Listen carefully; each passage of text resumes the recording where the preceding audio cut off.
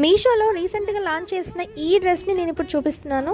Black colour మీకు favourite అయితే ఈ డ్రెస్ అస్సలు మిస్ అవ్వకండి. ఎందుకంటే ఈ డ్రెస్ వచ్చేసి మీకు పింక్ ఫ్లోరల్ ప్రింట్తో వచ్చేస్తుంది. అండ్ ఆల్సో నైట్ ఫంక్షన్స్కి అయితే ఐ క్యాచర్ పీస్ ఇది.